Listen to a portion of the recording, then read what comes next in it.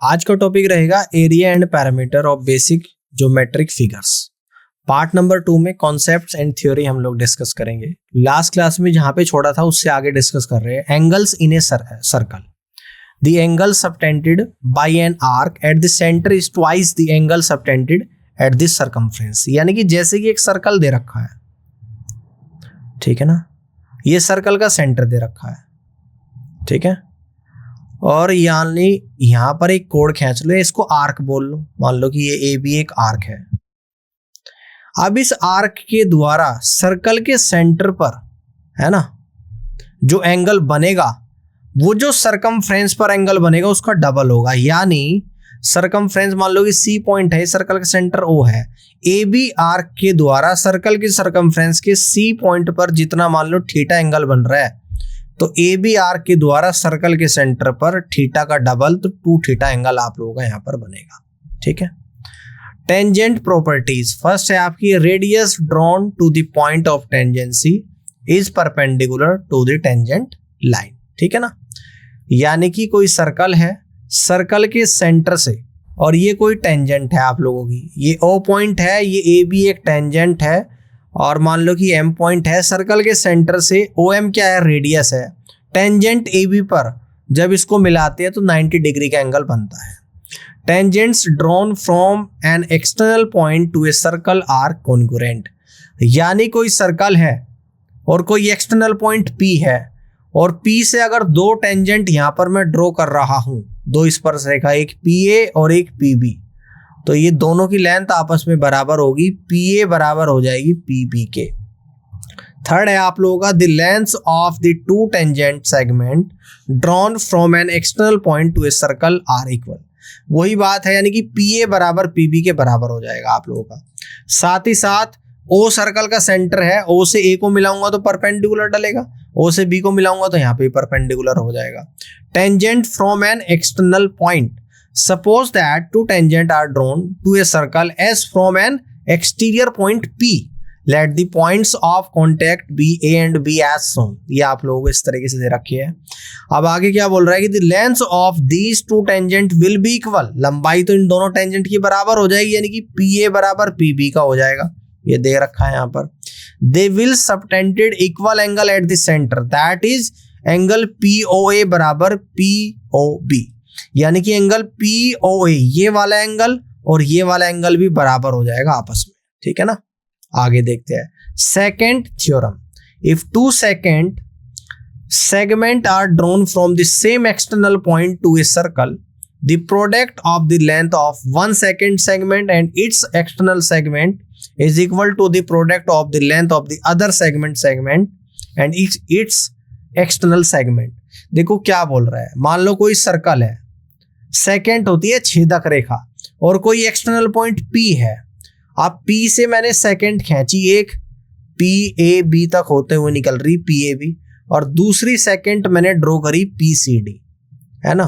तो यहां पर क्या बनेगा, PA इंटू PB, और ये बराबर हो जाएगा आपका PC इंटू PD के, ठीक है ना। ये प्रोडक्ट आप लोगों का एक दूसरे के बराबर होगा, ध्यान रखना है, बहुत इंपॉर्टेंट है, ठीक है ना। ये चीज यहाँ पे आप लोगों को दे रखी है। आगे देखते हैं intersecting code theorem. If 2 chord intersect inside a circle, the product of the segment of one chord is equal to the product of the segment of the other chord. अगर कोई सर्कल है और सर्कल के अंदर 2 code है, एक दूसरे को इंटरसेक्ट कर रही, जैसे दिखा रखा, और जहां पर इंटरसेक्ट कर रही, मान लो कि एक ब्लू कलर की जो कोड है उसकी लेंथ A और B है, ग्रीन वाले की C और D है, तो यानी कि दोनों कोड की लेंथ का प्रोडक्ट दूसरी कोड की लेंथ के प्रोडक्ट के बराबर होगा, A into B equal to C into D के बराबर होगा। Alternate segment theorem, the angle between a tangent and a कोड through the point of contact is equal to the angle in the alternate segment. यानी एक circle है, ये एक tangent है आपके नीचे, ये वाली टेंजेंट मैं आप लोगों को दिखा देता हूँ, ये टेंजेंट बन रही है आप लोगों की, टेंजेंट जो सर्कल को टच करती हुई निकल रही, स्पर्श रेखा, और ये BC कोड है, अंदर एक ट्रायंगल बन गया, तो अल्टरनेट एंगल यानी कि थीटा बराबर थीटा हो जाएगा। अगर यहाँ पर कोई एंगल अल्फा होगा तो एंगल अल्फा हो जाएगा, अल्टरनेट एंगल आपस में बराबर होते हैं। 5th फिगर है आप लोगों की यहाँ पर पैरेललोग्राम, जिसको बोलते हैं समांतर चतुर्भुज, क्या बोलते हैं, समांतर चतुर्भुज इसको हम लोग यहाँ पर बोलते हैं, ठीक है ना। ए बी सी डी एक आप लोगों का पैरेललोग्राम है जिसमें ए बी बराबर सी डी की है जिसकी लेंथ बी दे रखी है, और ए डी बराबर बी सी की है जिसकी लेंथ ए दे रखी है। अगर इसके एरिया के बारे में बात करूं तो एरिया हो जाएगा बी इंटू एच। एच क्या है, दोनों पैरेलल भुजाओं के बीच की लंबाई, जहां पर ए बी बराबर भी है और पैरेलल भी है किसके, सी डी के, इक्वल टू बी, और जहां पर बी सी बराबर भी है और पैरेलल भी है डी ए के और equal to A. All clear. अगर इसके पैरामीटर के बारे में बात करूं तो पैरामीटर क्या हो जाएगा, perimeter equal to 2 into A plus B के बराबर हो जाएगा। अगर इसकी डायगोनल लेंथ में निकालूं तो डायगोनल लेंथ यानी कि पहले पी की निकालूंगा, P equal to square root of A square plus B square minus 2ab into cos A, और इक्वल टू यहाँ पे सोल्व करने के बाद इसको इसके बराबर कर दूंगा, ठीक है ना। अब क्यू की निकालूंगा, इसको इस तरीके से लिख दूंगा यहाँ पे सोल्व करने के बाद। तो फाइनली जो आप लोगों की सॉल्यूशन निकल कर आएगा, यानी कि दोनों इक्वेशन को ऐड कर दूंगा तो P square plus Q square है ना, यानी कि डायगोनल के स्क्वायर का सम क्या होता है, 2 इंटू किसके बराबर होता है, इनकी साइड्स के स्क्वायर के सम के बराबर होता है, इनके साइड्स के स्क्वायर के सम के बराबर होता है। पैरेललोग्राम में दोनों डायगोनल के स्क्वायर का सम इक्वल टू 2 इंटू दोनों भुजाओं के स्क्वायर के सम के बराबर होता है। प्रॉपर्टी याद रखनी है। पॉलीगन देख लेते हैं। A polygon is a close plane figure formed by 3 or more line segment called sides such that each side intersect exactly to other side, one at each of its endpoint. No two sides with a common endpoint overlap except at the endpoint. ठीक है, इसके बाद क्या बोल रहा है, interior और exterior angle देख लेते हैं पॉलीगन में। The interior angle of a polygon क्या होता है, n-2 इंटू 180 डिग्री, जहां पर n नंबर ऑफ साइड है, और sum of interior and exterior angle of an any vertex of a polygon is 180 degree के बराबर होता है। यानी कि किसी भी बहुभुज के आंतरिक कोणों का योग n-2 इंटू 180 डिग्री के बराबर होता है, और बहुभुज के आंतरिक और बाह्य कोणों का सम 180 डिग्री के बराबर होता है, ठीक है ना। अगला है आप लोगों का कन्वेक्स एंड कॉनकेव पॉलीगन। क्या है आपका, कन्वेक्स एंड कॉनकेव पॉलीगन है। कहाँ गया, ये आ गया। यहां पर क्या बोल रहा है कि if all the interior angle of a polygon are less than 180 degree, है ना, द पॉलीगन इज कॉन्वेक्स। यानी कि कॉन्वेक्स पॉलीगन में क्या होता है, पॉलीगन के इंटीरियर एंगल का सम 180 डिग्री से कम होता है, और कॉनकेव में क्या होता है, इफ वन और more of the interior angle is more than 180 degree, जिसके इंटीरियर एंगल का सम 180 से बड़ा होता है वो कॉनकेव होता है। अब इसके बाद देखेंगे polygon regular and irregular polygon. A polygon has regular if all sides are equal length and all angles are equal measure. अगर बहुभुज के सभी भुजाएं और सभी कोण आपस में बराबर होती है तो सम बहुभुज यानी कि रेगुलर पॉलीगन, और अगर भुजाएं और कोण आपस में बराबर नहीं होती तो इरेगुलर पॉलीगन यानी कि विषम बहुभुज होता है। बात करेंगे पॉलीगन रेगुलर और इरेगुलर के बारे में। A diagonal is a line segment that joins two non-consecutive vertex of a polygon. The number of diagonal in a polygon with number of sides n है, तो क्या होता है, number of diagonal equal to n into n minus 3/2, जहां पर n number of sides है। अब यहाँ पर 12 टाइप के क्वेश्चंस आपके एग्जाम में आते हैं, इन सभी को हम लोग डिस्कस कर लेते हैं। There are 12 types of questions. First है फाइंडिंग एरिया, सेकंड है फाइंडिंग पैरामीटर, थर्ड है कंबाइंड शेप्स, फोर्थ है मिसिंग मेजरमेंट्स, फिफ्थ है वर्ड प्रॉब्लम्स, सिक्स्थ है रेशियो एंड प्रोपोर्शन, सेवंथ है सक्सेसिव चेंजेस, एट्थ है diagonals and special points, ninth है circles and arcs, tenth है conversion problems, 11th है polygons, और 12th है रोम्बस। तो फर्स्ट को देख लेते हैं फाइंडिंग एरिया। एरिया किस तरीके से फाइंड करेंगे, find the area of a rectangle with length 6 और विड्थ 4 सेंटीमीटर। लेंथ 6 सेंटीमीटर है और विड्थ 4 सेंटीमीटर है, तो रेक्टेंगल का एरिया क्या होता है, लेंथ इंटू ब्रेथ, यानी कि 6 गुणा 4 equal to 24 centimetre square. Clear, आगे देख लेते हैं फाइंडिंग पैरामीटर। पैरामीटर किस तरीके से फाइंड करेंगे, तो प्रॉब्लम दे रखी है determine the parameter of A square with side 12 centimetre. तो पैरामीटर क्या होता है स्क्वायर का, यानी कि इसकी सभी भुजाओं का सम। तो एक भुजा 12 सेंटीमीटर, तो कितनी भुजा? 4 भुजा, तो 4 इंटू साइड, तो आपका निकल कर आएगा 4 इंटू 12 यानी कि 48 सेंटीमीटर। क्लियर है? 48 सेंटीमीटर। थर्ड देख लेते हैं, कंबाइंड शेप्स। प्रॉब्लम को समझते हैं कि find the total area of the composite figure shown below. Picture में दे रखा है एक rectangle with dimension 6 centimetre into 10 centimetre, A right angle triangle with base 8 centimetre and height 4 centimetre on the top of the rectangle. ये figure दे रखी, इसमें area निकालना। तो नीचे जो रेक्टेंगल दे रखा है इसका एरिया कितना निकलेगा, यानी कि रेक्टेंगल का एरिया, टोटल एरिया मैं यहाँ पे निकालूंगा। टोटल एरिया, रेक्टेंगल का एरिया 10 इंटू 6, लंबाई गुणा चौड़ाई होता है प्लस, और ये ट्राइंगल का एरिया। तो ट्राइंगल का एरिया क्या होता है, 1/2 बेस इंटू हाइट, 1/2 बेस 8 है और हाइट 4 है, और 2 से 8 4 पर जाएगा, यानी कि 60 + 16 = 76 सेंटीमीटर स्क्वायर। आगे बढ़ते हैं। फोर्थ है आप लोगों का मिसिंग मेजरमेंट्स। इसमें किस तरीके की प्रॉब्लम पूछेगा जी, length of a rectangle is 12 centimetre, its area is 96 centimetre square, find the width of the rectangle. एक रेक्टेंगल की लेंथ दे रखी 12, एरिया 96 है, तो विड्थ पूछता है। तो रेक्टेंगल का जो एरिया होता है वो क्या होता है, लेंथ इंटू ब्रेथ। एरिया 96 दे रखा, लेंथ 12 है, ब्रेथ निकालनी। ब्रेथ या विड्थ एक ही बात है, 12 × 8 = 96, यानी कि 8 सेंटीमीटर आप लोगों की विड्थ निकल कर आ गई, या ब्रेथ, चौड़ाई। आगे बढ़ते हैं, फिफ्थ पॉइंट को देखते हैं, वर्ड प्रॉब्लम। प्रॉब्लम आएगी, mister Smith wants to lay tiles in the rectangular garden measuring 8 meter by 5 meter. How many square meter of tiles does he need to cover the garden? ठीक है ना, यानी कि एक रेक्टेंगल है जिसकी लंबाई 8 मीटर, चौड़ाई 5 मीटर है। इस रेक्टेंगल का हम लोग क्या करेंगे, एरिया निकालेंगे। और एरिया कैसे निकलेगा, तो आप कहोगे लंबाई गुणा चौड़ाई 8 × 5 निकल कर आएगा, यानी कि 40 मीटर स्क्वायर निकल कर आएगा। तो mister Smith need 40 square metre of tiles to cover his garden, यानी कि इस गार्डन को ढकने के लिए मिस्टर स्मिथ को 40 मीटर स्क्वायर टाइल्स की जरूरत पड़ेगी।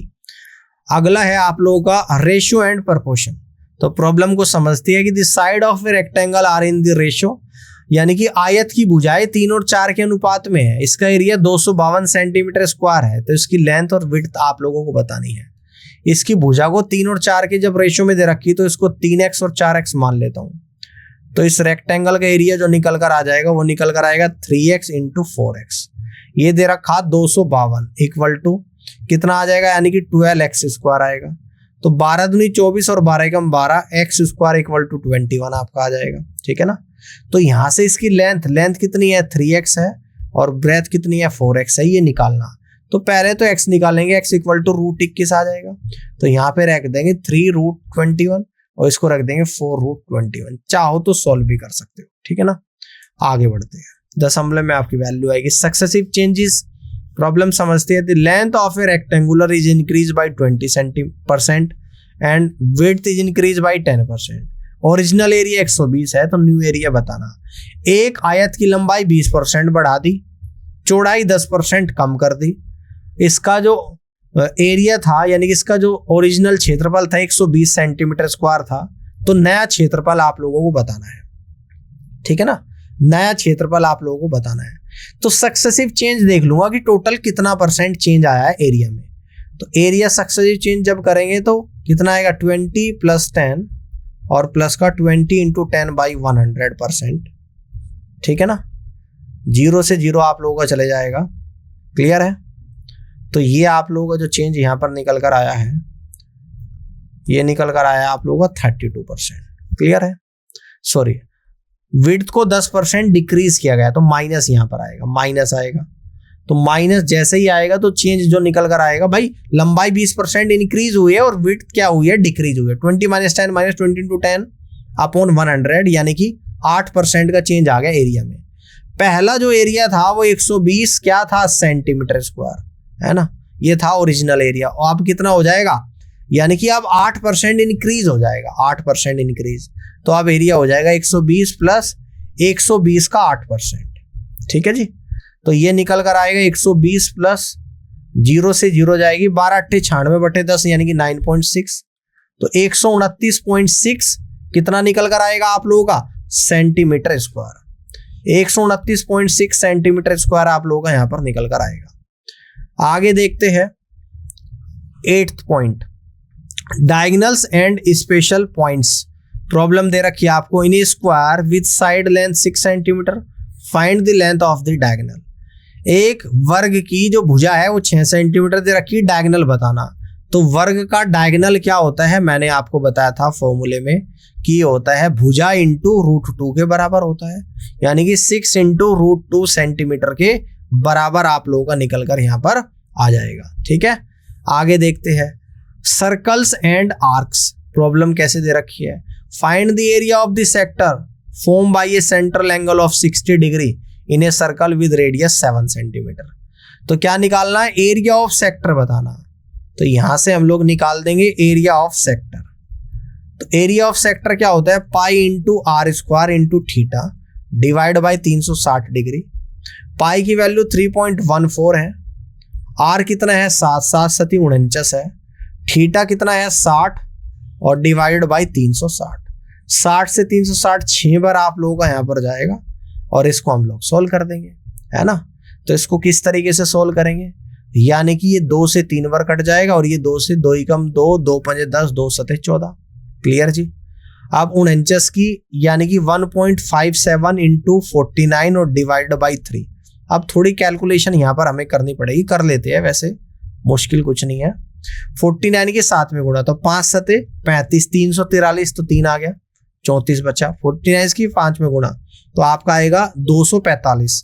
245 में 34 को अगर हम लोग ऐड करेंगे तो 279 यानी कि 9 आएगा, 27 बचेगा। 49 और 27 होता है आप लोगों का यानी कि 76।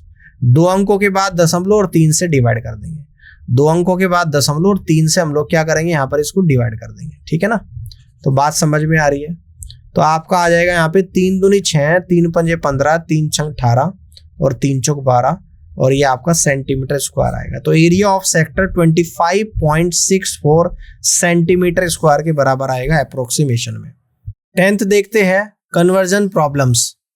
प्रॉब्लम को समझते हैं। Rectangular room is 5 metre long and 4 metre wide and its area in square centimetre, है ना। देखो स्क्वायर सेंटीमीटर में बताना, लेंथ मीटर में दे रखी यानी कि लंबाई आप लोगों को दे रखी 5 मीटर, सेंटीमीटर में चेंज करूंगा तो 500 सेंटीमीटर।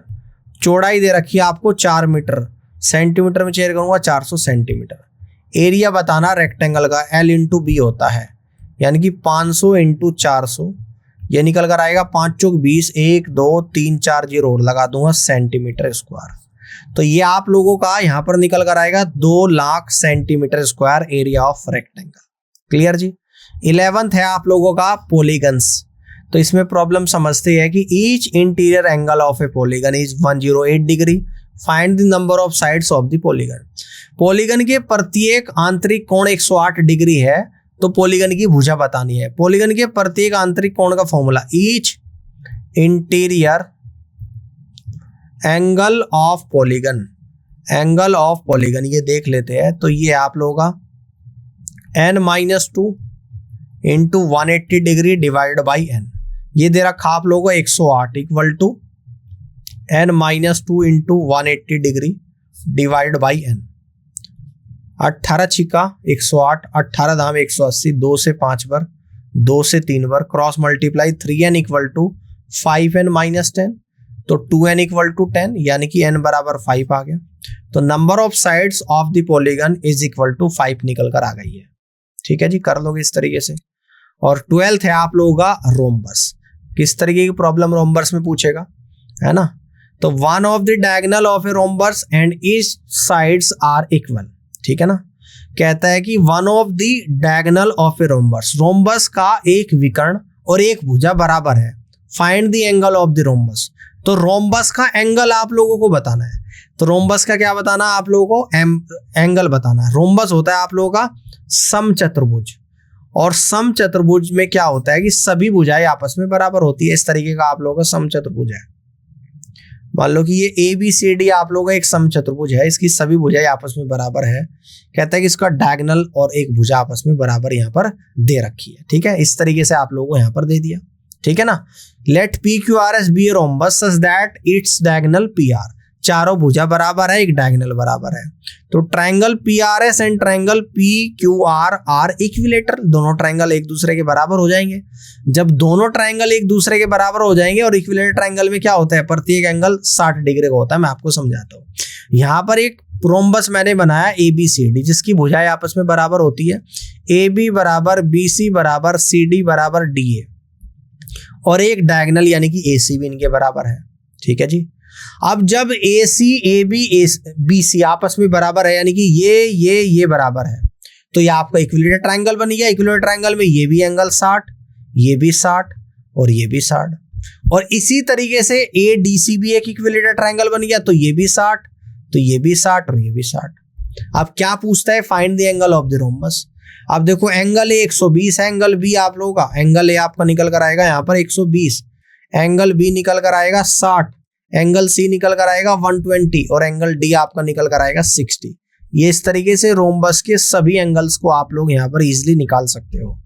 ये बात समझ में आ रही है ना। दो एंगल तो 60 और दो एंगल आपके 120 हो जाएंगे। ठीक है ना, यहाँ तक की बात समझ में आ गई। उम्मीद करता हूँ कि ये सेशन आपको पसंद आया होगा, और इस वीडियो को देखने के लिए आप सभी का बहुत बहुत धन्यवाद।